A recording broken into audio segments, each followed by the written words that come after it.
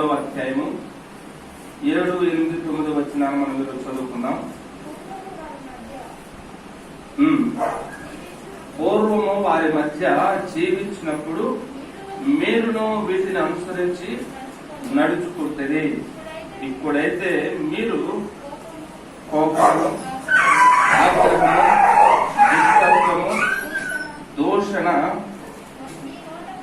మీ నోట బూతులు అను వీటినన్నిటినీ విసర్జించుడి. ఒకరితో ఒకడు అబద్ధము ఆడుకుడి. చాలండి, చిన్న ప్రార్థన చేసుకున్నాం. దయగల మా తండ్రి, ఈ మధ్యాహ్న కాల సమయంలో నీ సన్నిధిని మాతో ఉంచండి ప్రభువా.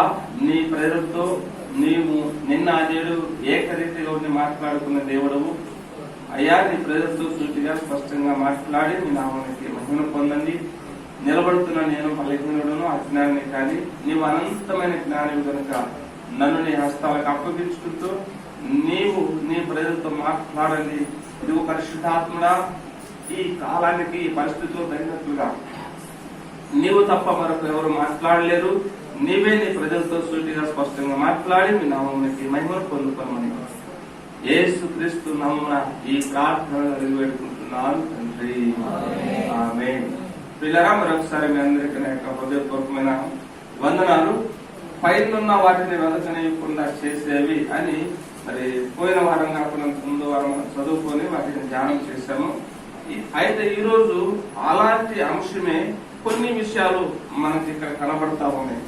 మనము మళ్ళా జ్ఞాపకం చేస్తున్నాను, ఈ లోకంలో మన జీవితము శాశ్వతమైనది కాదు.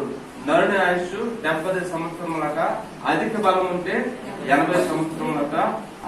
అధికమైనటువంటి సంవత్సరాలు, ఆ 10 సంవత్సరాల్లో ఆయాసంతో కూడిందని బైబిల్ గ్రంథం తెలియజేస్తా ఉంది. దేవునికి స్తోత్రం. కనుక మనం ఈ లోకంలో ఉన్నటువంటి వారంగా కాకుండా పరమునకు వెళ్ళవలసినటువంటి వారమన్న వివేచనతో మన యాత్రను కొనసాగించడం అది మన అందరికీ, మన ఆత్మీయ యాత్రకు అది ఆశీర్వాదం. ఎన్ని స్థలాలున్నా, ఎన్ని పొలాలున్నా, ఎన్ని బిల్డింగ్లు ఉన్నా, ఎంత పేరు ప్రఖ్యాతులు ఉన్నప్పటికీ, ఎన్ని ఉన్నప్పటికీ ఒకనొక రోజున ఖచ్చితంగా దీన్ని విడిచిపెట్టి వెళ్ళవలసిందే. అమెరికాకి చెందినటువంటి యాపిల్ అనేటువంటి ఒక ఫోన్ కంపెనీని తయారు చేసినటువంటి ఆయన పేరు ఏదో ఉంది, గుర్తుకు స్టీవ్ అనుకుంటా. స్టీవ్ అనేటువంటి ఆయన 55 ఏళ్ళకే చనిపోయాడు. ఆయన చనిపోయేటప్పుడు మనసు మీద ఉండి కొన్ని మాటలు రాశారు.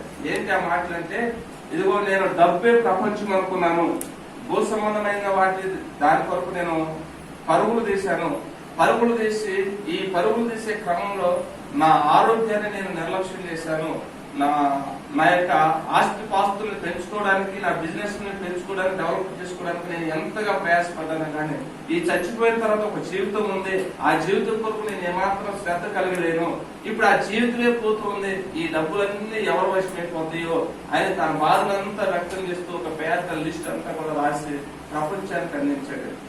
అలాగే ద గ్రేట్ అలెగ్జాండర్ అనేటువంటి ఒక మహా సామ్రాజ్యానికి అధినేత, అలెగ్జాండర్ అనేటువంటి ఒక గ్రీక్ సామ్రాజ్యానికి అధినేత, ఆయన చనిపోతున్నప్పుడు ఆయన చివరి కోరిక ఒకటి కోరాడట. ఏమిటని కోరిక అంటే, నన్ను సమాధి పెట్టిలో పెడుతున్నప్పుడు నా చేతులు 2 సమాధి పెట్టి నుంచి బయటికి పెట్టి నన్ను ఊరేగిస్తూ మరి ఊరంతరికి నా యొక్క శవాన్ని కనపరుస్తూ వెళ్లి నా యొక్క సమాధిని ముగించండి అన్నాడు. ఎందుకంటే అలాగంటే, నేను 33 సంవత్సరాల వయసు జీవించాను, అతి తక్కువ వయసులోనే చిన్న రాజుగానే మరి మన యొక్క పనిని ప్రారంభించి గొప్ప మహారాజుగా ప్రపంచ దేశాలన్నింటినీ జయించాను. కానీ నన్ను నేను జయించుకోలేక 33 సంవత్సరాలను ఒక అనారోగ్యంతో చచ్చిపోతూ ఉన్నాను. నేను ఇంత మరి వధ, ప్రజల్ని ఎంతో మంది బహుభయంకరంగా చంపాడు, దుర్మార్గమైనటువంటి ప్రవర్తన చేశాడు. అయినప్పటికీ ఏమి సంపాదించుకోకుండా, ఈ భూమిని ఏమి అనుభవించకుండా 33 ఏళ్లకే చనిపోతున్నాను. కాబట్టి ఏమి నేను తీసుకోపోవట్లేదని ఉన్న ఎవరుంటారని అందరికీ ఇదొక సూచనగా, ఇదొక హెచ్చరికగా తెలియజేయడానికి నా సమాజం అలాగా ఊరేగింపుంది నా యొక్క బాడీ నేను చెప్పాడు.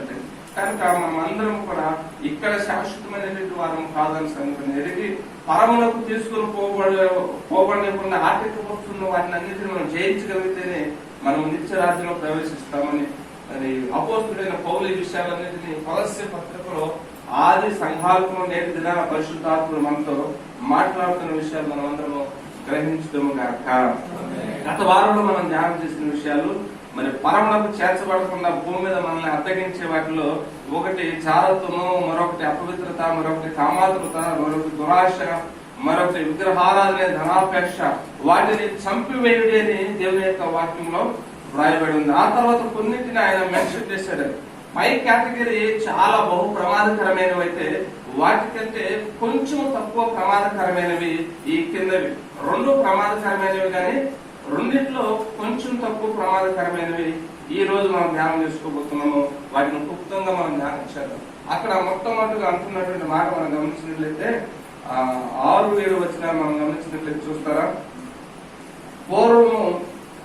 పూర్వము వారి మధ్య జీవించినప్పుడు మీరును వీటిని అనుసరించి నడుచుకుంటే ఇప్పుడైతే మీరు అన్న మాట కొద్దిగా ఆలోచన చేద్దామని. యేసుక్రీస్తుని ఎరగనప్పుడు మానవ యొక్క జీవితము, మనిషి యొక్క జీవితానికి ఎలాంటి ఆంక్షలు అద్దులు లేవు. వాడి ఇష్టానుసారంగా జీవించవచ్చు, తినొచ్చు, ఏది పడితే తినొచ్చు, ఏది పడితే తాగొచ్చు, ఎలా పడితే అలా మాట్లాడొచ్చు. దాని గురించినటువంటి ఆంక్షలు ఎవరో చెప్పరు. కానీ ఒకసారి ప్రభువైన యేసుక్రీస్తు నమ్ముకున్న తర్వాత మనం లోకస్తులాగా ఒక మాట మాట్లాడుతూ ఉంటే ఆ లోకంలో ఉన్న ప్రతి వాడు కూడా ఏమన్నా తెలుసా, మీరు అలా మాట్లాడొచ్చా, మీరు అలా కొట్లాడొచ్చా, మీరు అక్కడికి వెళ్ళొచ్చా అని మనల్ని తిరిగి ప్రశ్నించే పరిస్థితి అది. కనుకనే ఆదిమ సంఘము ఆ లోపల నుంచి వేరే తర్వాత ఒక ప్రత్యేకమైన ఆధ్యాత్మిక జీవితాన్ని కొనసాగిస్తూ ముందుకు సాగుతూ ఉంది. కనుకనే పౌలు చక్కటి వివరణిస్తూ ఉన్నాడు. ఇక్కడ పూర్వం బహుశా మనం అందరం ఆది స్థితిలో ఉన్నాము. అయితే ఇక ఎదుటివాడు మనం ప్రశ్నించుకున్నట్లుగా, మనల్ని ఎత్తి చూపించుకున్నట్లుగా, మన యొక్క దేవుడి నామానికి అవమానం కలగకుండా ఉన్నట్లుగా మీరు మీ ప్రవర్తన విషయంలో చాలా జాగ్రత్తగా ఉండాలని హెచ్చరిక మాటలు దేవుడు దైవజనుడైన పౌలు ద్వారా వ్రాయించినట్లుగా మనం ఇక్కడ లేఖనంలో చూస్తున్నాం. దేవుని స్తోత్రం. కనుక ఆ లోకంలో ఉన్న వాళ్ళకి మనకి కొంత వ్యత్యాసం కావాలంటే మనం అనుదినం జీవిస్తున్న జీవిత విధానంలో చాలా మార్పులు రావాలని దేవుడు కోరుకొని ఈ మార్పులన్నింటిని గురించి వ్రాయించండి. వాటిలో మొదటిగా మనం గమనించినట్లయితే కోపమును అంటాడు. ఏంటిట? కోపమును మనమంతా మానాలి. దేన్ని మానాలా? మీకు కోపం ఉందా?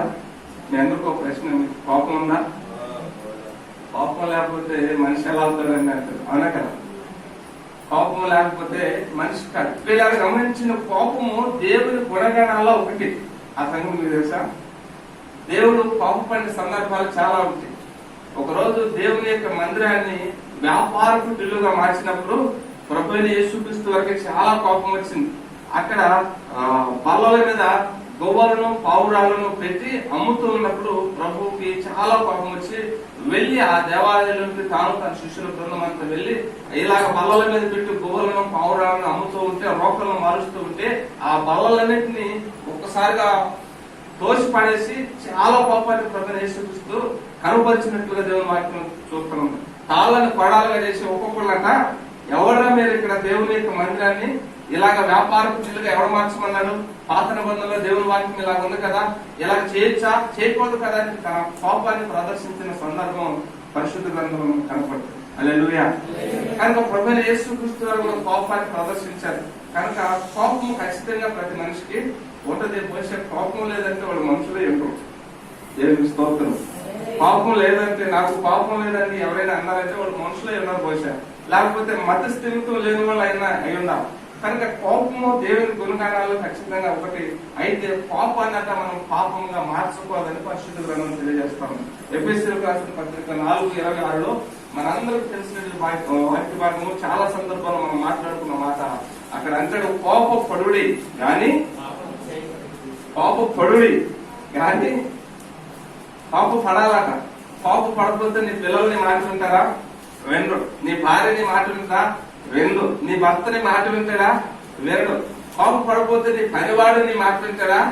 అరే బాబు ఇలా చేయనానా, అలా చేయనానా, బ్రదర్ అలా చేయ, బ్రదర్ ఎలా బ్రదర్ చేయంటే, అబ్బో మా సార్ ఎలా పనిచేసినా మమ్మల్ని ఏం పెద్దగా కోపగించుకోరు కాబట్టి లైట్ తీసుకుంటారు. కోపపడాలి. కోపపడకపోతే ఎవరో కూడా సరిగా పనిచేయలేదు. నిర్లక్ష్య వైఖరిని కనపరుస్తుంది. కోపపడాలి. అయితే అందులో పాపం ఉండకూడదని దేవుని వాక్యంలో దేవుడు కోరుతూ ఉన్నాడు. హల్లెలూయా. కోపపడ్డప్పుడు కోపపడాలి, కఠినంగా కొన్నిసార్లు మాట్లాడాలి, కానీ కోపంలో కొన్నిసార్లు ఎక్కువగా ఆయాస పడిపోతూ ఉంటారు. ఎక్కువగా అవతల వ్యక్తి మీదకి దాడి చేయడానికి ప్రయత్నిస్తూ ఉంటారు. కొన్ని సంవత్సరాల క్రితం నేను ఒక పేపర్లో ఒక న్యూస్ చదివాను. ఏమిటి ఆ న్యూస్ అంటే, ఓ భర్త భార్య కొత్తగా వివాహమైంది. ఆ భర్త భార్య అన్యూన్యంగా వాళ్ళ యొక్క సంసారం సాగిపోతూ ఉంది. భర్త కొంచెం నల్లగా ఉంటాడట, భార్య తెల్లగా ఉంటుందట, అందంగా ఉంటుందట, పొడవాటి చుట్టట. వారి యొక్క దాంపత్యాన్ని అందరూ చూసి సంతోషిస్తూ ఉండేవాళ్ళు. మరి కొంతమంది ఈ నల్లబడికి వెనక భార్య భార్య దొరుకుతున్నారని కొంతమంది ఫ్రెండ్స్ కూడా కామెంట్ చేస్తూ ఉంటారు. ఈ సందర్భంలో కొన్ని సంవత్సరాలు సాత్విక కాపులో సాగిపోతున్నప్పుడు తెలియని ఒక రకమైనటువంటి అనుమానం అతను ప్రవేశించింది ఆ భర్తకి. అవును కదా, నా భార్య తెల్లగా ఉంది, నేను నల్లగా ఉన్నాను అని ఒక తెలియని ఒక అనుమానం అతను ప్రవేశించి ఎదురుగా ఉన్నటువంటి ఇంటిలో ఫోన్ నెంబర్ తీసుకొని రోజుకు ఒకసారి ఇక్కడ ఆఫీస్కి వెళ్ళిన తర్వాత ఫోన్ చేస్తా ఉండేవాళ్ళ. ఎదురింటి ఆంటీకి, ఆంటీ బాగున్నారని ఏదో పనుల్లో ఫోన్ చేసి, మా ఆవిడ ఏం చేస్తుంది, మా ఆవిడ మీ ఇంటికి వచ్చిందా ఈ రోజు అంటే, వచ్చిన రోజు వచ్చిందయ్యా అంటది, రాని రోజు రాలేదంటది. ఈ రోజు మా ఇంటికి ఎవరైనా వచ్చారా, వేరే వాళ్ళు ఎవరైనా వచ్చారా అని మాట్లాడుతూ ఉంటే, వస్తే ఎవరో వచ్చారా అని ఆవిడ చెప్తా ఉంటుంది. ఇక ఆ విధంగా కాలం గడుస్తూ ఉంది. భర్త ప్రతిరోజు ఇంటికి రావటము, ఏమి తెలియనట్లుగా ఇవాళ మన ఇంటికి ఎవరైనా వచ్చారా అని అడగటము, వస్తే ఈవిడ వచ్చారనో రాదని సమాధానం చెప్తారు. ఈ విధంగా కొన్ని రోజులు ఇలాగా సంవత్సరాలు గడిచిపోతూ ఉండగా ఒకరోజు మరి ఒక యవనస్తుడు ఆ ఇంటికి వచ్చాడు. ఒక యవనస్తుడు ఆ ఇంటికి వస్తే అదే రోజు మళ్ళీ భర్త ఫోన్ చేశాడు ఎదురింటి ఆంటీకి, ఆంటీ ఈ రోజు మా ఇంటికి ఎవరైనా వచ్చారంటే, ఎవరో బాబు తెల్లగా చక్కగా చాలా అందంగా ఉన్నాడు, ఒక అబ్బాయి వచ్చాడు, అతడు డైరెక్ట్ గా ఇంట్లోకి వెళ్ళిపోయాడు, మీ ఆవిడ కూడా బాగా ఆయన చూసుకుంటుంది అనేసరికి ఇతడి అనుమానం కాస్త బలపడి, ఎవరైతాడు ఇక వాళ్ళు వీళ్ళు అన్నట్లుగా మీ ఆవిడ చాలా అందంగా కొంచెం నల్లగా ఉంటావని అన్న మాటలన్నింటిని మనసులో పెట్టుకున్నాడు. ఇక వ్యర్థమైనటువంటి ఆలోచన తన హృదయంలో చోటిచ్చాడు. ఇక ఆలోచనతో ఆఫీస్ నుంచి పరుగున ఇంటికి వచ్చేసాడు. ఇంటికి వచ్చేసరికి ఆ వచ్చినటువంటి ఆ యవనస్తులు మంచం మీద పడుకుని నిద్రపోతూ ఉన్నదంట. నిద్రపోతున్నప్పుడు వీడెవడు నా ఇంట్లోకి వచ్చి నా బెడ్రూమ్ లో మంచం మీద పడుకుని నిద్రపోయేంత స్వేచ్ఛ స్వాతంత్రం నా భార్యకి ఎందుకు ఇచ్చిందని అమాంతంగా కిచెన్ లోకి వెళ్ళి, ఈలోపు భార్య స్నానం చేయడానికి బాత్రూమ్కి వెళ్ళింది. ఇతను కిచెన్ లోకి వెళ్ళి ఒక కత్తి ఒకటి కూరగాయలు కత్తి తీసుకుని వచ్చి అమాంతంగా అతని మీద పడి పొడి చేశాడంటే, భయంకరంగా పొడి చేశాడు. ఆ క్యాప్ అదుపులో భార్య స్నానం నుంచి మధ్య నుంచి పరుగున బయటకు వస్తే ఈ విధంగా రక్తపు మరుగులో ఆ యవనస్తుడు పడి ఉన్నాడు. ఇతని చేతిలో కత్తి ఉంది. ఇక ఇరుగు పొరుగు ఆ క్యాకర్కి అదుపుకి వాళ్ళు వచ్చేసారు. ఏం జరుగుతుంది ఆలోచన చేసినప్పుడు ఆ రక్తపు మడుగు ఆ యవనస్తుడు గిరగల కొట్టుకుంటూ ఉన్నాడు. ఇక ఈలోపు ఆ చుట్టుపక్కల వాళ్ళకు అంబులెన్స్ ఫోన్ చేస్తే అంబులెన్స్ వచ్చింది. అంబులెన్స్ లో వాళ్ళు తీసుకొని పోయారు, ఆ బాబుని తీసుకొని పోయారు. ఇక ఇతడు ఆమె ఇంటికాడే ఉన్నాడు. అతనితో పాటు ఆ యవనస్తుడితో పాటు ఆమె కూడా హాస్పిటల్కి వెళ్ళింది. హాస్పిటల్కి వెళ్ళి ఇక అతను హాస్పిటల్ ట్రీట్మెంట్ చేస్తా ఉన్నాడు. ఒక 3-4 రోజులు అతడు ఆ గాయాలతో అలానే ఉన్నాడు. ప్రమాదము మరి ఇతను బ్రతుకుతాడని వాళ్ళు గ్యారెంటీ ఇవ్వలేనటువంటి పరిస్థితుల్లో డాక్టర్లు చెప్తూ ఉన్నారు. అలాంటి సందర్భంలో ఒక రోజు ఆ యవనస్తుడి దగ్గరికి మళ్ళా ఇతడు వచ్చాడు. భార్య ఇంటికి రాకుండా యవనస్తుడి దగ్గరే చూసుకుంటూ పరిచయం చేసుకుంటూ ఉన్నాడు. ఇందుకే వాడెవడు నేను తెలుసుకోవాలి, వాడిని మరి ఎందుకు నా భార్య అంతగా దగ్గర చూసుకుంటుందని హాస్పిటల్కి వస్తే హాస్పిటల్లో ఆయన దగ్గర ఉందంట. ఆ యవనస్తుడి దగ్గర ఆమె ఉందంట. ఆ యవనస్తుడి దగ్గర ఉన్నప్పుడు ఇతను వెళ్ళి, ఎవరే అతడు, వాడికి నీకు ఏంటి సంబంధము, ఏంటి ఎన్ని రోజుల నుంచి కథ నడుస్తా ఉంది అని గట్టిగా మందలిస్తూ ప్రారంభిస్తే అప్పుడు ఆవిడ చెప్పిందంట, ఏమండి నాకు పెళ్లి అయ్యేటప్పుడు మాకు ఒక తమ్ముడు ఉన్నాడండి, వాడు మా నాన్న మీద అల్లిపోయి వాడు ఇల్లులు పెట్టిపోయాడని చెప్పాను కదండి. ఆ తమ్ముడేనండి వీడు తిరిగి వచ్చాడు చాలా రోజుల తర్వాత. ఆడు వచ్చాడన్న సంగతి నాకు కూడా తెలియదండి, మా నాన్న కూడా నాకు చెప్పలేదు. పెళ్లి అయిపోయిందన్న సంగతి నాకు తెలుసుకుని మొట్టమొదటిగా నా దగ్గరికి రావాలి, భావం చూడాలని వాడు ఎంతో ఆశపడి వచ్చాడండి. ఎక్కడున్నాడో నాకు వాడు తెలియదు ఇన్ని రోజుల నుంచి. సడన్ గా వచ్చి వాడు అలాగా పడుకొని నిద్రపోతుంటే నువ్వేమో వాడి మీద అమాంతంగా దాడి చేసి ఇలా చంపేసావుంది, చచ్చిపోయేటట్టుగా ఉన్నాడని వాడి యొక్క స్థితి, ప్రాణ పరిస్థితి అని అసలు విషయాన్ని తెలియజేసేసరికి ఇక అక్కడికక్కడే కుప్పకూరు మోకాళ్ళ మీద పడిపోయి, అయ్యయ్యో నేను ఇంత ఆవేశంతో కోపంతో ఇలాంటి దుర్మార్గమైన నీచమైన పనిచేశానని మోకాళ్ళ మీద పడి పశ్చాత్తాపడి ఈలోపు జరగాల్సిన నష్టం అంతా కూడా జరిగిపోయింది. అతడు అలాగే మనసు మీద కొన్ని రోజులు మళ్ళీ అలాగనే చనిపోయాడు. దాని ప్రతిఫలంగా ఇతన్ని పోలీసులు వచ్చి పట్టుకుపోయి కొన్ని రోజులు ఇతన్ని జైల్లో ఉంచారు. ఒకసారి ఆలోచించేయండి, కోపం పడాలి, అయితే ఆ కోపంలో ఇలాంటి ఉపద్రవాలు చోటుకోకూడదు. పరిశుద్ధ గ్రంథం తెలియజేస్తుంది కోపం ఉండాలి కానీ అది పాపముగా మారకూడదని పరిశుద్ధ గ్రంథం హెచ్చరిస్తాం. కొన్ని సందర్భాల్లో ఆ కోపం వచ్చినప్పుడు ఆవేశంలో ఏం చేస్తారో కొంతమందికి తెలియదు. చాలా వార్తలు మనం వింటా ఉన్నాం. కోపం వచ్చాక ఒక ఇల్లాలు భర్త మీద కోపం వచ్చి పోయి రైలు పట్టాల మీద పడుకుందంటే, రైలు పట్టాల మీద పడుకుంటే రైలు పట్టాలక ఈ తొడల మీద నుంచి కిందగా వెళ్ళిపోతే మనిషి బ్రతికున్నట్టుగానే ఇక కాళ్ళు లేని పరిస్థితి. ఎవరో చూసి ఆమె ప్రాణాన్ని కాపాడారు, హాస్పిటల్ తీసుకుపోయారు. అవన్నీ కట్లు కట్టి ఒక 5-6 నెలలకి బాగైపోయింది. కానీ కూడా ఆమె పరిస్థితి ఏంటి? కోపంలో తీసుకునేటువంటి కొన్ని నిర్ణయాలు, ఆవేశంతో తీసుకునే కొన్ని నిర్ణయాలు. ఇక భర్తకి జీవితాంతం పరిచయం చేస్తూ చక్కగా కలిసి ఉండవలసినటువంటి కుటుంబం ఆ క్షణిక ఆవేశంలో ఆ కోపము పాపముగా మారిపోయి వారి జీవితాలకి శాపంగా మారినటువంటి పరిస్థితులు కోపంలో చూస్తున్నాం. మరికొంతమంది కోపం వచ్చినప్పుడు తెల్లట యాసిడ్ తాగినారు. తాగి చచ్చిపోతే దేవుడు స్తోత్రం. ఒకసారి చావరే, వెంటనే చచ్చిపోతే ఆ రోజుతో సమస్య తీరిపోతుంది, చావరు కదా. ఇక అది యాసిడ్ గొంతంతా కాలిపోయి జీవిత కాలం మార్చలేనటువంటి పరిస్థితి, ఆహారం కూడా సరిగా తెలియని పరిస్థితి. ఎంత భయంకరమైన స్థితి. కోపం వల్ల ఇలాంటి నిర్ణయాలు తీసుకుని పరలోకానికి వెళ్ళిన జీవమార్గంలో కొన్నిసార్లు పోగొట్టుకునే పరిస్థితి ఏమో అన్నట్లుగా, ఆత్మీయ జీవితాన్ని నాశనం చేసుకునే పరిస్థితి అన్నట్లుగా దేవుని యొక్క వాక్యంలో కోపం మనము మానాలని పరిశుద్ధ గ్రంథం తెలియజేస్తాం. హల్లెలూయా. కీర్తన 37:8 కూడా ఒక మాట రాయబడి ఉంది. చదువుదామా? కీర్తన 37:8. కీర్తన 37:8. కోపము మానము, ఆగ్రహము విడిచిపెట్టుము, వ్యసన పడకము, అది కీడుకే కారణము. దేవునికి స్తోత్రం. కోపము మానము, ఆగ్రహము విడిచిపెట్టుము, వ్యసన పడకము, అది కీడుకే కారణం. కనుక జాగ్రత్త. మనము పరమునకు చేర్చబడేటువంటి వారము, పరమునకు చేర్చబడేటువంటి వారమైన మనందరి జీవితాల్లో కోపము ఉండాలి, కానీ అది పాపముగా మార్చబడకూడదు. మరొక మాట కొలస్సీ పత్రికలో ఏమంటాడంటే 4:26 కోపపడు కానీ పాపము చేయకూడదు, మీ కోపమట సూర్యుడు అస్తమించు వరకు మాత్రమే నిలిచి ఉండాలి అంటాడు. దేవునికి స్తోత్రం. కోపం ఎప్పటి వరకు ఉండాలా? సూర్యుడు అస్తమించే వరకు. ఉదయం వచ్చిందా, సాయంత్రం మళ్ళా సూర్యుడు వెళ్ళి పుట్లో పడేంత వరకు మళ్ళా కోపం విడిచిపెట్టాలా, ఒకరు సమాధానం పడాలా. అదే నిజమైనటువంటి క్రైస్తవ యొక్క జీవితము. దేవునికి స్తోత్రం. రెండవ మాట అక్కడ మనం గమనించినట్లయితే కొలస్సీ పత్రిక 3:7 నుంచి ఆగ్రహం అని బైబిల్లో రాయబడి ఉన్నది. ఏమిటట? ఆగ్రహము.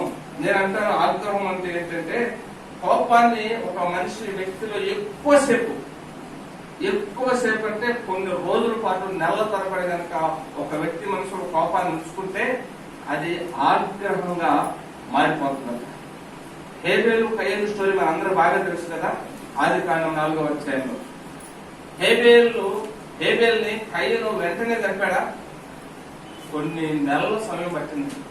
ఆ నెలల సమయం తర్వాత అది హత్యగా దాడిగా కారణం ఏంటంటే కోపాన్ని మనసులో ఉంచుకున్నాడు. దేవుడు నా అర్పణ ఎందుకు అంగీకరించలేదు అని కోపాన్ని మనసులో ఉంచుకొని నా తమ్ముడైన హేబేలు అర్పణ దేవుడు ఎందుకు అంగీకరించాడన్న కోపము, అసూయ, ద్వేషాన్ని మనసులో ఉంచుకుని ఆ ఆగ్రహాన్ని తన మనసులో ఉంచుకుని అది ఒక మొట్టమొదటి ప్రపంచంలో అది మర్డర్గా, నరహత్యగా మార్చుకునే చరిత్ర మనకు కనపడుతుంది. కనుక నేను కోపము మనసులో ఎక్కువ రోజులుగా అది ఉంటే అది ఆగ్రహంగా మార్చబడుతున్నారు. కనుక జాగ్రత్త సుమ. ఇవి చాలా ప్రమాదకరమైన. మొదటిది రెండోది ఒకే కేటగిరీ అయినప్పటికీ అందులో కొంచెం వ్యత్యాసాలు మనం గమనిస్తున్నాం. ప్రసంగి 7:9 ఒక మాట రాయబడింది. ఒక మాట త్వరగా చూద్దామా? ప్రసంగి 7:9. ప్రసంగి 7:9 ఒక చక్కటి మాట రాయబడింది. ప్రసంగి 7వ అధ్యాయం 9వ ఆత్రపడి కోపపడవద్దు, బుద్ధిహీనుల అంతరేంద్రియముల యందు కోపము సుఖ నివాసము చేయును. దేవునికి స్తోత్రం. ఎవరు హృదయంలోనట కోపం సుఖ నివాసం చేసేది? బుద్ధిహీనుల అంతరింద్రియములలో కోపమట సుఖ నివాసం చేస్తూ ఉన్నట్టు. సంవత్సరాలు గడిచిపోయినప్పటికీ మనకి మరి కోపం ఉన్నటువంటి వ్యక్తి అతడు మనకి కళ్ళబడ్డాడు అనుకోండి, ఇక మనం ఎలా ఉంటామో మనకే తెలియదు. చిచ్చి ఆ దరిద్రుడు మన యొక్క వాక్యం గుమ్మం ఒక్కలేదు అంటాం కొన్నిసార్లు, అవునా? ఆయన ముఖం చూస్తేనే పాపం అంటాం. ఇలాంటి మాటలు ఎందుకు వస్తాయి తెలుసా? పాపం అనే సాతాను గారు మన యొక్క హృదయంలో బెడ్డేసుకొని పడుకొని ఉన్నాడు కాబట్టి ఆల్రెడీ పాపం అనే సాతాను గారు మన హృదయంలో పొరలాన్ని బెడ్డేసుకొని పడుకొని ఉన్నాడు. మరొక మాటలో చెప్పాలి, పొరలాన్ని బెడ్ అని తెలిసాను, ఇప్పుడు కొంచెం కాస్ట్లీ బెడ్ అన్నాడు. ఆయన ముఖం చూస్తే శని చుట్టుకున్నదని కొన్నిసార్లు అంటాం కదా. ఆ పాపిస్తుడు మాటలు నువ్వు వినమాక అని కొన్నిసార్లు అనుకుంటాం కదా. అసలు వాడు మన బొమ్మను దొక్కేదంటే మాత్రం నీకు నాకు ఎవరైనా చెడిందని కొన్నిసార్లు అంటారు కదా. అంటే దాని అర్థం ఏంటి తెలుసా?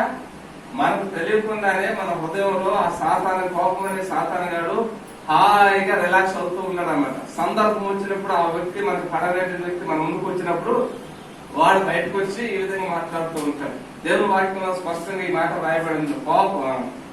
ఆగ్రహం ఏమంటాడు? ఆత్రపడి కోపపడవద్దు, బుద్ధిహీనుల అంతరింద్రియములలో కోపము సుఖ నివాసం చేస్తా ఉంటాడు. ఇది మనకు అలాంటి ఏమైనా ఉన్నాయా? ఒకసారి ఆలోచించాలి. అలాంటిది ఉంటే ఈ రోజు తీసివేయగలిగితే మనకు ఆశ్చర్యం. దేవునికి స్తోత్రం. నీ మీద నీకు ఎవరికైనా విరోధం కలిగినప్పుడల్లా అర్పణ అక్కడ విడిచిపెట్టి వెళ్ళి మొదటగా అతనితో సమాధాన పడంటాడు. మత్తయి సువార్త 5వ అధ్యాయం ఒకసారి మాట చదువుదామా, చాలా బాగుంటుంది. కొన్ని సందర్భాల్లో మనం మంచోళ్ళకి ఫీల్ అయిపోయి అవతల చెడ్డవాళ్ళకి ఫీల్ అయిపోతూ మనమే కోరుకుంటూ మన భుజాలు మనమే చరుచుకుంటేటువంటి ఆత్మీయ స్థితి మనం. కానీ దేవుడు ఏమంటాడు స్పష్టంగా అక్కడ మనం చదివినట్లయితే మత్తయి సువార్త 5వ అధ్యాయం 22వ వచనం, నేను మీతో చెప్పున్నది ఏమనగా తన సహోదరుని మీద కోపపడు ప్రతివాడు విమర్శకు లోనగును, తన సహోదరుని చూసి వ్యర్థుడా అని చెప్పువాడు మహాసభకు లోనగును, ద్రోహి అని చెప్పువాడు నరకాగ్నికి లోనగును. కావున నీవు బలిపీఠమునంత అర్పణ అర్పించుచుండగా నీ మీద నీ సహోదరునికి విరోధం ఏమైనా కలదని అక్కడ నీకు జ్ఞాపకం వచ్చినలా అక్కడ బలిపీఠం ఎదుటనే నీ అర్పణను విడిచిపెట్టి మొదట వెళ్ళి నీ సహోదరునితో సమాధానపడము, అటు తర్వాత వచ్చి నీ అర్పణను అర్పించుము. అర్థమైన వారందరూ దేవుని స్తోత్రం చేద్దాం. నీ మీద నీ సహోదరునికి ఏమైనా కోపం కలదని నీకు తెలిసినప్పుడు కొన్ని సందర్భాలు ఈ వాక్యాన్ని మనం రివర్స్ గా అర్థం చేసుకుంటాం.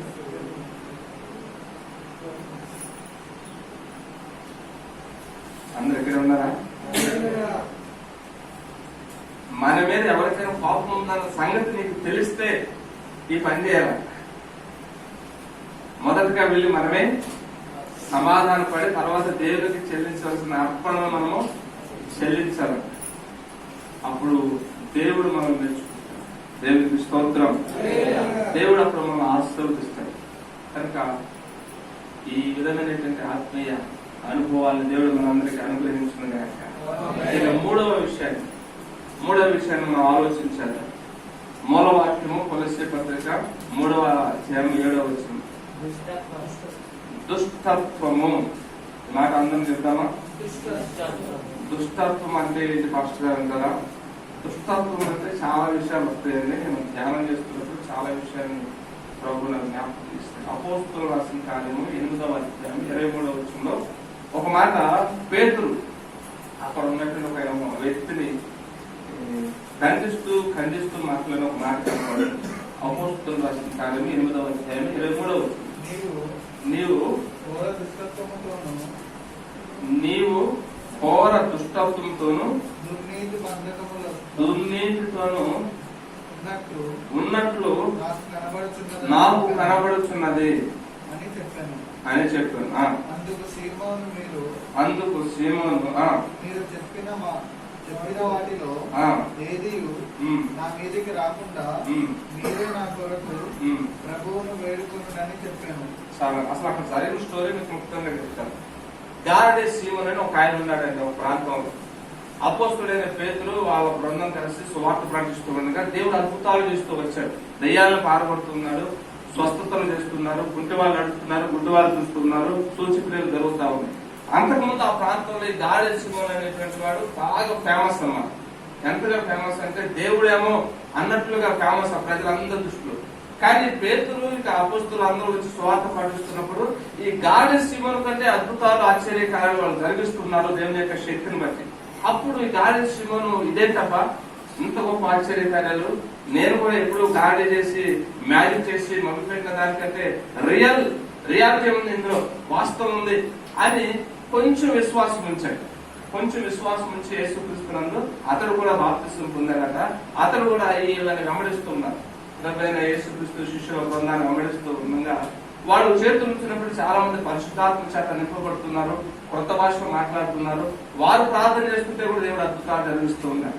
అయితే ఈ గారడే సీమోను మాత్రము ఆ గాలి మన సత్తంలో ఆ బుర్రి పుట్టించే మన సత్తంలో పోకుండా ఏదో నమ్మానని ప్రభువుని వెంబడిస్తున్నానని వెంబడిస్తూ అతను సంపాదించిన డబ్బులన్నీ కూడా ఒక సంచిలో మూట కట్టుకుని వచ్చి ఒక రోజు అపోస్తుల దగ్గర పెట్టి, అయ్యా పేతురు గారు మీరు చేస్తున్నటువంటి కార్యాలు చాలా బాగున్నాయి, నేను కూడా అలాంటివి చేయాలని ఆశపడుతున్నాను, అయితే ఆ చేసే శక్తి నాకు ఇవ్వండి అని డబ్బులు తీసుకొచ్చి వాళ్ళ దగ్గర పెట్టాడు. డబ్బులు తీసుకొచ్చి వాళ్ళ దగ్గర పెట్టినప్పుడు పేతురు అంటున్నాడు ఈ మాటని. పేతురు అతన్ని దర్శిస్తున్నాడు. నువ్వు నిజంగా మారు మనసు పొందేవా? మారు మనసు పొంది ప్రభువుని యేసుక్రీస్తుని అంగీకరిస్తే ఈ డబ్బులతో ఈ వరాలు పొందుకోవాల్సిన అవసరం లేదు. ఖచ్చితంగా పరిశుద్ధాత్ముడు నీకు అట్టి అభిషేకాన్ని ఇస్తాడు, ఆధిక్యతను ఇస్తాడు. కాబట్టి నీ మనసులో వేరే ఏదో దుష్టత్వం ఇంకా ఉంది, ఆ దుష్టత్వాన్ని తొలగించుకుంటే నీకు మంచిది అని అతన్ని గర్భిస్తూ హెచ్చరిస్తున్నారు. ఇది దుష్టత్వం అంటే ఒక కోణం. ఇది ఒక చిన్న కోణం. కొన్ని సందర్భాల్లో దేవుని సన్నిధిలో డబ్బులతో ఏది కూడా పని కాదు. దేవుని యొక్క కృప ద్వారానే ఏ పనైనా జరుగుతుంది. హల్లెలూయా. మనం ఎంత డబ్బులు ఇచ్చి పాస్టర్ గారు నా కోసం ప్రార్థన చేయండి అంటే అది తొలగిపోదు. నీ అంతటా నువ్వు నీ వ్యక్తిగతంగా జీవితంలో ఆ దుష్ట మనసును, దుష్ట స్వభావాన్ని తొలగించుకుని దేవుని సన్నిధానంలో ఎప్పుడైతే పశ్చాత్తాపడతావో అప్పుడు ప్రభు ఇవ్వాల్సినటువంటి ఆశీర్వాదాలన్నిటినీ మనం ప్రభు ఇవ్వడానికి సమర్థుడు. హల్లెలూయా. కాబట్టి ఆ దుష్ట హృదయాన్ని విడిచినప్పుడే నిజమైనటువంటి ఆశీర్వాదాన్ని పొందుతామని. ఈ రోజున సంఘాల్లో చాలా మంది కూడా ఇలాగా దుష్ట స్వభావాలతో నడిచేది వారు ఉన్నారు. ఒక పాస్టర్ గారు ఒక మీటింగ్ స్పాన్సర్ చేస్తే నాకు ఏదో ఆశీర్వాదం కలుగుతుందని ఆ స్పాన్సర్లకి ఎక్కువగా పరుగులు తీసుకున్నారు. నాకు తెలిసిన కుటుంబం ఉంది, వాళ్ళ ఇంటి నిండా ఈ స్పాన్సర్ల యొక్క ఫోటోలు, ఆ దైవజనులతో దిగిన ఫోటోలు అన్ని కనపడతా ఉంటాయి. పోయినప్పుడల్లా నేను 6 నెలలకు ఒకసారి ఇంటికి పోతా ఉంటాయి. పోయినప్పుడల్లా మూడు కనపడతా ఉంటాయి ఎక్స్ట్రా. అదొక విగ్రహారాధన అయిపోయింది. ఆ దైవజన్ని ఆ యొక్క ఫోటోలో పెట్టుకుని వాళ్ళు ఏదో ఫోటోలు తీయించుకుని చుట్టూ పెట్టుకున్నంత మాత్రం వాళ్ళు ఏదో ఆశీర్వదించబడుతున్నాం అన్నట్టు ఉంటున్నారు. కానీ ఇంచుమించుగా 3 సంవత్సరాల నుంచి గమనిస్తున్నాను, వాళ్ళ దరిద్రం అట్లానే వాళ్ళతో వెంబడిస్తానే ఉంది. దేవునికి స్తోత్రం. అప్పటికే చెప్పాను, అప్పటికే వాళ్ళని హెచ్చరించాను. ప్రభు నన్ను ప్రేరేపించిన మాట మరి దేవుని చిత్రానుసారంగా మీరు ప్రయాణం చేయండి. ఏదో 10,000 కట్టి టీవీ ప్రోగ్రామ్ ఏదో స్పాన్సర్ చేసి ఆయనతో ఒక దైవజంతో ఫోటో దిగి అక్కడ తగిలించుకున్నంత మాత్రాన మన శాపం మన ఆశీర్వాదంగా మార్చబడదు. మొదటిగా పరిపూర్ణంగా మీరు దేవునికి లోపడండి. ఆ దుష్ట హృదయాలు అన్నిటి నుంచి విడుదల పొందండి, అప్పుడు ప్రభు ఖచ్చితంగా సహాయం చేస్తాడు అని వాళ్ళని హెచ్చరిస్తూనే వస్తూ ఉన్నాను. ఇంకా వాళ్ళు చెప్పినప్పుడల్లా బోల్డ్ ప్రేరేపణ చెప్తారు. నేనేం చెప్పాలో ఏం చేయాలో వాళ్ళకి ఏం అర్థం కాదు. కనుక మన ఆత్మీయ యాత్రలో దుష్ట హృదయం మనలో ఉండి దేవుని యొక్క ఆశీర్వాదాలు కలగాలంటే అది అసాధ్యమైన పరిశుద్ధ గ్రంథము తెలియజేస్తా ఉంది. దేవునికి స్తోత్రం. అంటాడు దుష్ట హృదయం అంటే ఏంటో సామెతల గ్రంథము 6వ అధ్యాయం 12వ వచనం ఒక మాట రాయబడింది. అలాగే 17:23 కూడా అసలు దుష్ట హృదయం ఎంతో మనకి కనబడుతుంది. త్వరగా చదువుతాం. సామెతల గ్రంథము 6:12. కుటిలమైన మాటలు పలుకువాడు పనికి మాలిన వాడు నిష్ఠుడైన ఉన్నాడు. వాడు తను పాలతో పైక చేయడం. చాలా కుటిలమైన మాటలు పలుకువాడు పనికి మాలిన వాడు దుష్టుడునై ఉన్నాడు. దేవునికి స్తోత్రం. కుటిలమైన మాటలు, నా ఎదురు ఆ మాటలు మాట్లాడతాడు, నీ ఎదురు నీ మాటలు మాట్లాడు. నా ఎదురుగా నన్ను పోగొట్టారు, పక్కకు పోయి నన్ను చెబుతాడు. రవిచండి ఇలాగంటాడు, నీ ఎదుట నిన్ను ఎవడైనా పొగిడి పక్కన వాడిని కనుక దూషించేటటువంటి వాడు నీకు కనబడితే వాడు నిన్ను ఎదుట నోరెత్తని ఎక్కువ అంటాడు. దేవునికి స్తోత్రం. మన ఎదుట మనం పొగిడే వాళ్ళని ఎప్పుడు కూడా మనము మెచ్చుకోకూడదని వాళ్ళు జాగ్రత్తగా కంట కనిపెట్టున్నారు. ఎందుకంటే అవి పుట్టినమైన మాట. మన ఎదుట మనల్ని పొగిడి మరొకరిని దూషించేవాడు, తిట్టేవాడు మన గురించి అవతల పోయి అదే చేయడానికి గ్యారెంటీ ఏముంది?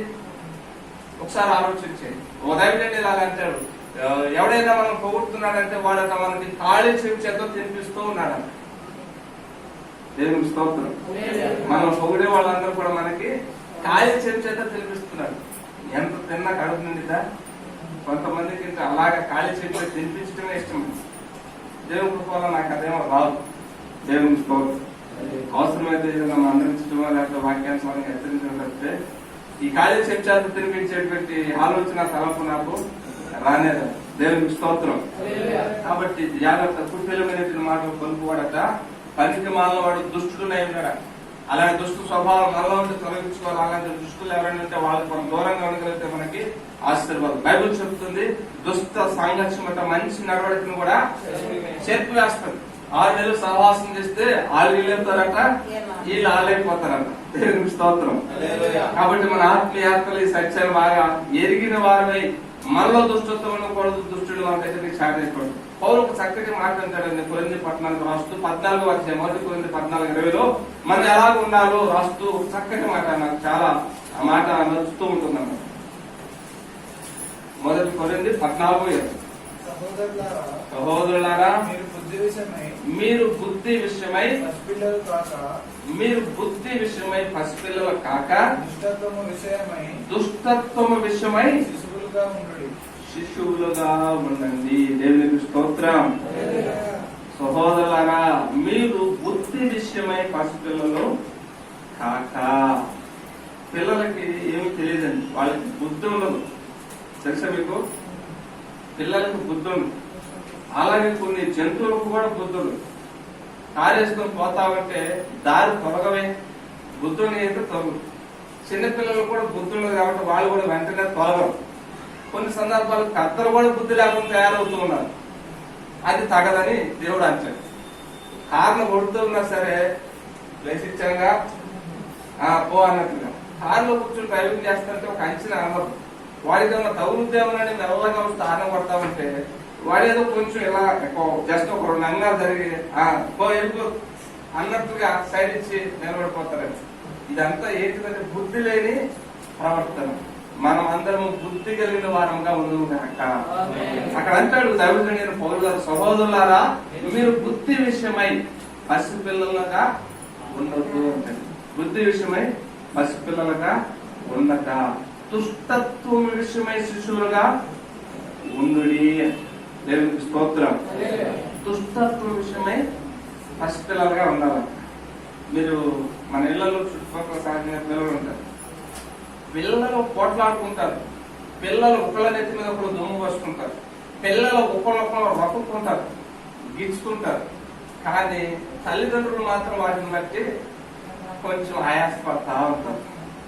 తల్లిదండ్రులకు మాత్రం కొంచెం ఆ సందర్భాల్లో నా కూతురును గుర్తింది, నా కొడుకును కొట్టాడు, ఆ అమ్మాయి గడుస్తుంది, ఆడు కొంచెం గడుచుడు. కొన్నిసార్లు ఈ విధంగా మనం పెద్దవాళ్ళం ఆలోచన చేస్తాం కానీ ఆ కొట్టుకున్న వాళ్ళు, గిచ్చుకున్న వాళ్ళు, రక్కున్న వాళ్ళు, రక్తాలు వచ్చిన మాత్రం మరలా ఉదయాన్నే లేచిన కానించి చట్టా పాఠాలు వేసుకొని తిరగడానికి ఇష్టపడతాం. దేవునికి స్తోత్రం.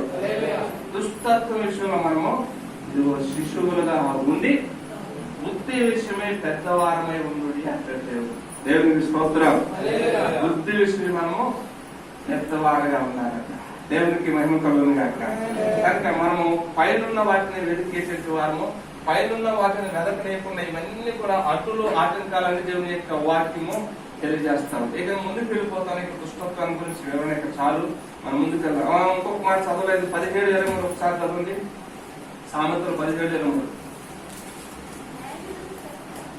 అమ్మా కొంచెం పెద్దగా చదవండి.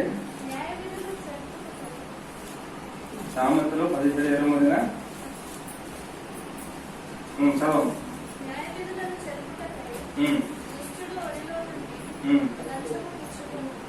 దేవునికి స్తోత్రం. దుష్టుడు అంటే ఎవరు అంటే న్యాయ విధులను తిరుగుటకై లంచం పుచ్చుకునేటువంటి వాడండి. చాలా సందర్భాలు ఇది మనకు కనపడతా ఉంటుంది. కొన్ని సందర్భాలు బాధపడినప్పటికీ తప్పక ఆ దుష్టుడికి లంచం చెల్లించాల్సిన పరిస్థితి. దేవునికి స్తోత్రం. ఆ దుష్టుడికి లంచం చెల్లించాల్సిన పని. ఎందుకంటే వాడు మనం కనుక లంచం చెల్లించకపోతే ఆ దుష్టుడు సరిగ్గా పనిచేయడు. మన పనులన్నీ పెండింగ్ లో ఉండిపోతాయి కొన్నిసార్లు. అయితే వాడు కూడా దుష్టుడే దేవుని వాక్యం ప్రకారం. కనుక మనం దుష్టుల పాలు కాకుండా ఉన్నట్లుగా మనం అనుదినం దేవుని కృపాసనం మీదకి రావాలి. అలాగే దుష్ట స్వభావాన్ని మనలో తొలగించాలి. లంచం అంటే న్యాయం తిప్పివేస్తారు. యోగ గ్రంథంలో రాయబడి ఉంటుంది, లంచగొండ్ల ఇళ్ళక కాల్చివేయబడతాయి. జాగ్రత్త, లంచం సొమ్ము ఏది కూడా మన ఇంటికి అది ఆశీర్వాదం కాదని పరిశుద్ధ గ్రంథం తెలియజేస్తారు. ఒక లంచాలు తీసుకున్న వాళ్ళందరూ బైబిల్ పరిభాషలో జ్ఞాపకం చేసుకుంటే వాళ్ళందరూ దుష్టులు, దుర్మార్గులు. మనం అందరం కూడా అలాగే ఎవరు కూడా ఉండకుండా సాగిపోదాం. ముందుకు సాగిపోవాలంటే అక్కడ మరొక మాట ఏమంటాడు మూల భాషలో, మూల వాక్యంలో మనం చదువుకున్నాం కదా, Colossae 3:7 నుంచి దూషణ. కొన్ని సందర్భాల్లో నుండి ఈ దూషణ మాటలు ఎక్కువగా మగవాళ్ళ కంటే ఆడవాళ్ళే బతుకుతూ ఉంటారనేది నా యొక్క అభిప్రాయం. సరిగ్గా మగవాళ్ళు ఎక్కువగా పోషించడానికి ఇష్టపడలేమో కానీ ఎక్కువ శాతము ఈ ఆడవాళ్ళు ఎక్కువగా ఉంటుందన్నమాట. పక్కింటి కోడి ఈ ఇంట్లోకి వచ్చి వాళ్ళ చెట్ల పాదులను కనుక కొంచెం కదిలించిందంటే, మొక్కలంటే ఇష్టం ఉంటే ఉండొచ్చు కానీ అయితే మనిషి కంటే ఎక్కువ ఇష్టం మొక్కల మీద పెంచుకోకూడదు. కొన్ని సందర్భాలు నీ ఇంటి పరిసరాలంటే నీకు శుభ్రంగా ఉంచుకోవాలని ఆశ ఉంటే ఉండొచ్చు కానీ అయితే ఎదుటి వ్యక్తుల కంటే అవి అంత ప్రాముఖ్యమైన కాదని సంగతి గుర్తుంచుకోవాలి. ఎదుటి వ్యక్తుల యొక్క పక్షులు కానీ, ఎదుటి వ్యక్తుల యొక్క కుక్కలు కానీ, ఎదుటి వ్యక్తులు ఏదైనా వచ్చి మన ఇంటి ముందు కొంచెం ఖరాబు కనుక చేసినట్లయితే మనకు తెలియకపోయిన కొన్ని సందర్భాల్లో దూషణ మాటలు పలుకుతా ఉంటాం. జాగ్రత్త సుమా. దూషణ కూడా దేవునికి అయిష్టమైనటువంటి కాడి. ఆ కోడి కాడి ఇరిగిపోను అని మాట్లాడుతూ ఉంటాం. పాస్టర్ గారు గతంలో ఒకసారి చెప్తారు, మనం ఒకసారి జ్ఞాపకం చేస్తారు. ఒక తల్లి గారట పక్కింటి ఆవిడతో విపరీతంగా పోట్లాట ఆడుతూ ఉన్నారు. ఎందుకు పోట్లాడుతున్నారు కారణం ఏంటంటే, వాళ్ళ కోడి ఇలా ఇంట్లోకి వచ్చి ఇలా చెట్ల పాదులన్నీ తెలిపి అందులో ఉన్న పురుగులన్నింటినీ తింటున్నారు. తింటా ఉంటే ఆ కోడిని చూసి కోపం వచ్చింది. చెట్లు అంటే మమకారాన్ని బట్టి ఈ కోడి నాశనం గాను, ఈ కోడి కాళ్ళు ఎన్నాళ్ళు ఎప్పుడు తిరుగుతాయో, ఎప్పుడు మా ఇంట్లోనే బట్టి తిరుగుతా ఉంటది, కాడలే పెరిగింది అనేసి తిరుగుతా ఉన్నట్టు. కోడి కాడలా ఉంటుందండి ఎక్కడన్నా? కాదు. ఆవిడ కోడి వంక పెట్టి పక్కనే వాళ్ళ పక్కింటి ఆవిడైతే చాలా కొంచెం పొడుగుగా ఉంటది కాబట్టి కాడలే పెరిగింది. దీనికి బుద్ధి జ్ఞానం లేదు, ఎప్పుడు మా ఇంట్లోనే వచ్చి తిరుగుతా ఉన్నది, షూ అని పోతా తిరుగుతా ఉన్నాను. మరి వినింది పక్క ఆవిడ. ఈవిడ ప్రభు నమ్ముకున్నామే. ఆ పక్కన అన్యురాలుగా అయినా సరే సహించింది. ఎలా సహిస్తుంది? తిడతా ఉంటే ఎవరు తిడుతున్నారో అర్థం చేసుకోలేనంత అమాయకులు ఎవరుంటారు ఈ లోకంలో? సహించి ఒక రోజు వచ్చి ఆ భార్య వాడికి, ఏవమ్మా రాయాలమ్మా, ఎందుకు తిడుతున్నావు, ఎవరిని తిడుతున్నావు, నాకు అన్ని అర్థమవుతానే ఉన్నదే, ఎందుకు అలా నోరు బారేసుకుంటావు, నోరు లేని కోడి మీద అని. నోరు నాకు లేకపోతే నీకు ఉంది కదా, నువ్వు తోలవచ్చు కదా, నువ్వు రానివ్వకుండా మరి అడ్డం పెట్టవచ్చు కదా అంటే, నేను ప్రతి దానికి కాపలా ఉండలేను కదా అని ఆవిడ అట్లా సమాధానం చెప్తుంటే, ఆ గోడవతలు ఆవిడ, ఈ గోడవతలు విపరీతంగా పోట్లాట జరుగుతా ఉంటే దూరంగా పాస్టర్ గారు వస్తూ ఉన్నారు. ఆ ఇంటిని విజిట్ చేద్దాం, మా విశ్వాసి మా స్వభావం ఎలాగుందో ప్రార్థన చేసేద్దామని వస్తా ఉంటే, దూరంగా పాస్టర్ గారు చూసిన ఈవిడ సడన్ గా నెత్తి మీద ముసుకేసుకొని స్తోత్రం ప్రభా అంటుందంట. ఇదేంటి, ఇంతవరకు నన్ను బీభత్సంగా తిప్పేసి నానాభూతులు ఆడేసి ఇప్పుడు స్తోత్రం ప్రభా అంటుంది అని ఆవిడ కూడా కొంచెం సేపు గమనించి, ఏంటి రంగనాశిలాగా ఏదో కొత్త భాష నేర్చుకుని పెడతా ఉన్నావు, స్తోత్రం ఏంటి స్తోత్రం అని, నీకు స్తోత్రం, నీ అమ్మకు స్తోత్రం, నీ అయ్యకు స్తోత్రమే, ఎవరికే స్తోత్రం, నాకు రాదనుకున్నాను స్తోత్రాల భాష అనేసి ఆవిడ కూడా తిట్టడం ప్రారంభించిందంట. ఈలో పాస్టర్ గారు వచ్చారట, మెల్లగా ఇంట్లో తిరుగుతున్నాయి. దేవుని స్తోత్రం. ఇలా గమనించండి, దోషణ దేవుని పిల్లలకి తగదండి. ఏది శాశ్వతం కాదు. మన ఇల్లు శాశ్వతం కాదు, మన ఇంటి వాటికి శాశ్వతం కాదు, మన మొక్కలు శాశ్వతం కాదు, మన జంతువులు శాశ్వతం కాదు. కానీ మనిషి ఎప్పుడు కూడా శాశ్వతమైనటువంటి వాళ్ళు. అందుకనే దేవుని యొక్క వాక్యం తెలియజేస్తా ఉంది, నిన్ను వలె నీ పొరుగు వారిని, ఎవరి వలె? నిన్ను వలె నీ పొరుగు వారిని ప్రేమించు. అక్కడ అంటాడు మత్తయి సువార్త 5వ అధ్యాయం ఉంటుంది, నిన్ను ప్రేమించిన వారికి నువ్వు వందనాలు చెప్పిన ఏమి ప్రయోజనం? నిన్ను ప్రేమించిన వాడికి కూడా వందనాలు చెప్పాలి. అదే నిజంగా దేవుడు మెచ్చేటువంటి క్వాలిఫికేషన్స్ క్యారెక్టర్. దేవుని స్తోత్రం. కాబట్టి దేవుని పిల్లలమైన మన జీవితాల్లో దోషణ తగదని, అవి మనల్ని పైన ఉన్నటువంటి రాజ్యానికి వెళ్ళనివ్వకుండా ఆటంకంగా మార్చేవని మనం గ్రహించి వాటిని విడవగలిగితే అది మనకి ఆశీర్వాదము. ఇక చివరిగా మరొక మాటలు, 2 మాటలు ఉన్నాయి, వాటిని చదువుతాం. మీ నోట బూతులు అని వీటిని అన్నిటినీ విసర్జించండి. దేవునికి స్తోత్రం. కోపం వచ్చినప్పుడు మనం మాట్లాడే మాటల్లో కొన్ని తెలియకుండానండి మెజారిటీ వర్డ్స్ ఏముంటాయి అంటే బూతులు ఉంటాయి అన్నమాట. మనకు తెలియకుండానే మెజారిటీ వర్డ్స్ బూతులు ఉంటాయి. బూతులు అవి వినటానికి అసహ్యంగా ఉంటాయి. కొన్ని సందర్భాల్లో అవి మన ఇంట్లో వాళ్ళకి విపరీతమైన కోపాన్ని తెప్పిస్తాయి. మన మీద చెత్త ఒపీనియన్ కలుగ చేస్తాయి. ఓ ఇంటికి ప్రార్థనకు వెళ్తూ ఉన్నప్పుడు ఆ ఇంటిలో ఇల్లాలు, ఆ ఇంటిలో పిల్లలు ఆ తండ్రిని గురించి ఇచ్చినటువంటి సాక్ష్యం ఏంటంటే, అంకుల్ మా నాన్న మంచిగా ప్రార్థన చేస్తాడు, మా నాన్న ఆదివారం చర్చికి వెళ్తాడు, మా నాన్న మమ్మల్ని అందరూ కూడా ప్రార్థన చేసుకుంటే ప్రార్థనకి బాగా పురుకొలుపుతాడు, కానీ కోపం వస్తే మాత్రం నోటికి అద్దు అదుపు ఉండదు. అద్దు అదుపు ఉండదంటే ఇక నోటితో మాట్లాడనమాట. ఇక అన్ని కూడా సంస్కృతంతోనే మాట్లాడుతూ ఉంటాడు అన్నమాట. ఆ సంస్కృతాన్ని పిల్లలు వినలేనటువంటి పరిస్థితి. విపరీతంగా కోపం. తండ్రిని తిరిగి కొట్టలేదుగా, కొడతారు. తండ్రిని తిరిగి కొట్టలేదు, కానీ ఇవన్నీ కూడా మనసులో అదొక చెడు బీజాలుగా అలాగా మనసులో నిలిచిపోతుంటే బహుశా అవే ప్రభు దగ్గరికి వాటిని రానివ్వకుండా ఆకర్షపరుస్తూ ఉంటాయి. వాళ్ళు చెప్పిన సాక్ష్యం ఓ రోజు గట్టిగా ఆయనతో మాట్లాడి మంచిగా కౌన్సిలింగ్ చేశాను ఒక 6 గంటల సేపు. ప్రభు నమ్ముతున్నాం, మరి దేవుని సన్నిధి చూస్తున్నాం, మరి మనమే మాదిరి ఇంట్లో పిల్లల ముందు లేకపోతే ఎలాగని ఆయనతో చాలా విషయాలు ముఖ్యించడం జరిగింది. దేవుని స్తోత్రం. ఎఫ్ఎస్సి 5:4 ఒక చక్కటి మాట అంటాడు. ఏమంటాడు అక్కడ? ఎఫ్ఎస్సి 5:4 ఎఫ్ఎస్సి రాసిన పత్రిక 5వ అధ్యాయం 4వ వచనం. కృతజ్ఞత వచనమని మీరు ఉత్సరింపవలెను గాని బూతులైనను, పోకిరి మాటలైనను, సరసోక్తులైనను ఉత్సరింపకూడదు. ఇవి మీకు తగవు. ఇవి మీకు తగవు అంటే ఎవరికి తగినవి?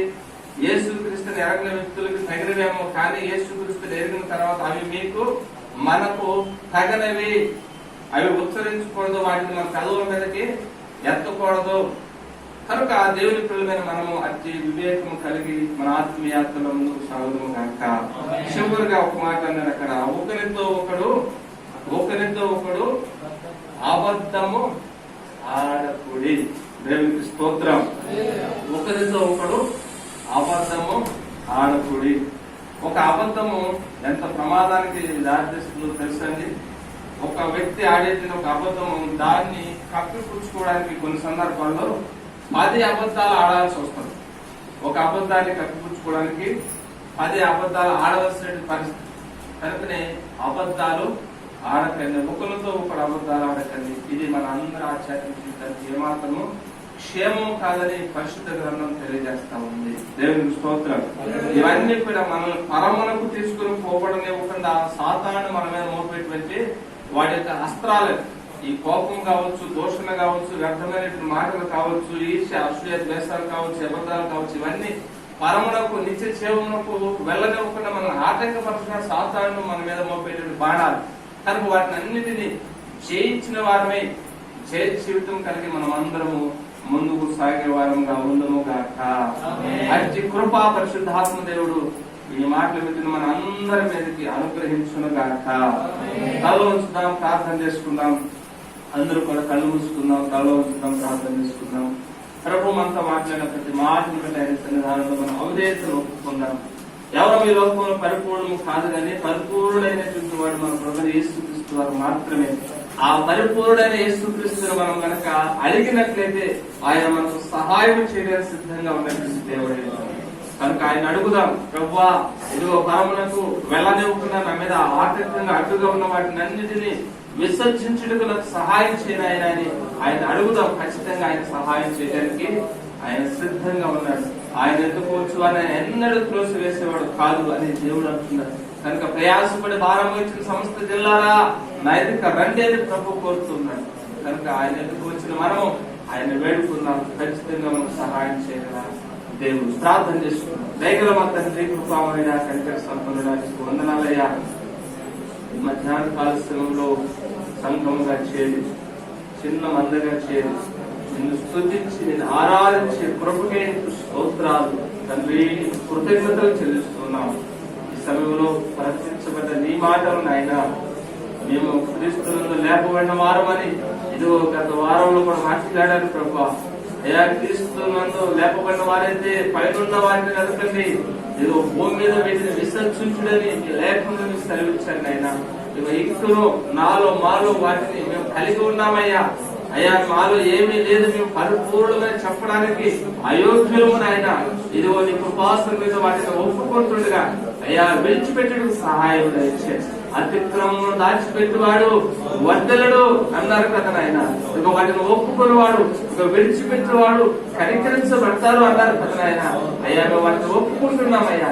మేమైతే పరిపూర్ణం కాదు, ఎక్కడో చోట అబద్ధాలు ఆడి ఉంటున్నాయన, ఎవరి మీద ఒకరి మీద దోషులను కలిగి ఉంటున్నాయన, కొన్ని సందర్భాల్లో కోపాన్ని ప్రదర్శించిన ఆయన నష్టాన్ని తెచ్చుకునేటువంటి వారిని ఉందనేమోనైనా రైతు మమ్మల్ని క్షమించిన ఆయన. ఎక్కడ ఉండైనా అయ్యా నీ స్వారి గురించి మార్చిపెట్టకు, ఇదిగో దుష్టత్వం విషయంలో శిశువులుగా ఉండటకు, బుద్ధి విషయంలో అయ్యా పెద్దలుగా ఉండటకు మాకు సహాయం చేసి మహిమను పొందమని. ఇదిగో ఈ మధ్యాహ్న కాల శ్రమలో ఎందరెందరి సంధానంలో చేరి అయ్యా తండ్రి అని మొరపెట్టుకుంటున్నారు. వారి మనస్సులోని ప్రతి ప్రార్థనలకు జవాబులు మీరు అనుగ్రహించి మీరే మహిమను పొందుకోమని చక్కని సాక్ష్యం చెప్పాడు ఆయన.